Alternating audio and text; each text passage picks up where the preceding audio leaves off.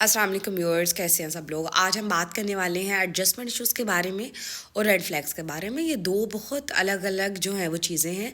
Unfortunately हम जिस माशरे से ताल्लुक़ रखते हैं हम इनको मिक्स कर देते हैं। जैसे नई नई शादियां होती हैं तो हम कहते हैं कि चलो बच्चे कोई बात नहीं है, माएँ कहती हैं ना अपने बच्चों को ये एडजस्टमेंट इश्यूज़ हैं, दोस्तें कहती हैं शुरू शुरू में ये होता है, फिर आदत हो जाती है, तुम इसको जो है वो इतना ज़्यादा सर पे सवार नहीं करो। अब यहाँ पे बात है कि एडजस्टमेंट इश्यूज़ और हैं और रेड फ्लैग्स एक अलग टॉपिक है, एक अलग मसला है, एक अलग जो है वो उसके सोल्यूशन की ज़रूरत है।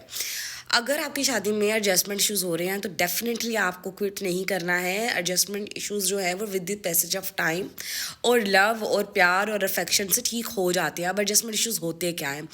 लेट्स सपोज आप जो हैं वो सफाई सुथराई का ख्याल रखने वाली हैं, आपके हस्बैंड या फिर ससुराल में उतना ख्याल नहीं रखा जाता है, या फिर एक फरीक जो है वो जल्दी उठने वाला है, दूसरे वाला जो है वो जल्दी उठने का आदी नहीं है। एक को कम बोलना पसंद है, दूसरे को ज़्यादा बोलना पसंद है। एक को जो है वो चीज़ें ऑर्गेनाइज़ करने का शौक़ है, दूसरे को नहीं है।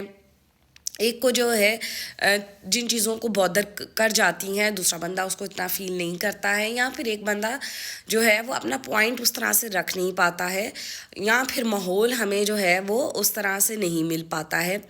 किचन की बात आ जाती है तो अक्सर सास जो है उसको ये कंप्लेन होती है कि जिस तरह हम खाना बनाते हैं हमारी बहू ऐसी नहीं बनाती है, या जिस तरह बर्तन जिधर रखने थे वहाँ नहीं रख पाते हैं। ये एडजस्टमेंट इश्यूज़ हैं जो कि with the passage of time love care affection के साथ जो है वो ठीक होते चले जाते हैं। इसमें कभी भी हम बीइंग अ रिलेशनशिप काउंसलर जो है ये नहीं कहते हैं कि आप इसको क्विट कर देंगे, आप इसको डिज़ोल्व कर लें।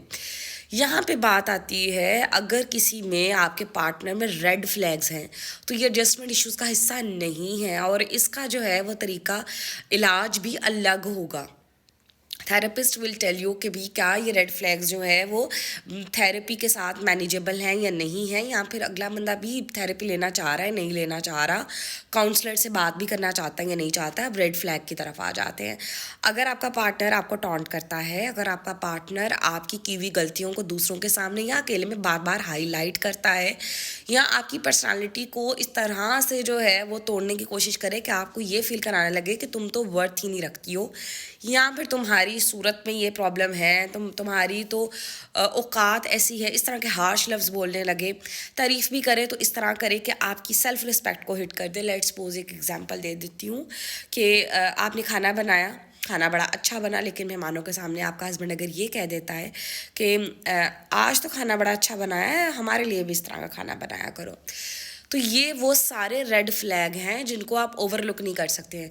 आपको जो है वो किसी ना किसी तरीके से ये फ़ील कराया जाए कि तुम्हारे मुँह की जो है वो कोई ना कोई ऐसा जो है नक्श जो है वो अच्छा नहीं है, या तुम मोटी हो, या फिर तुम्हें अपने पे काम करने की ज़रूरत है। देखिए, कहने का अंदाज़ एक अलग होता है।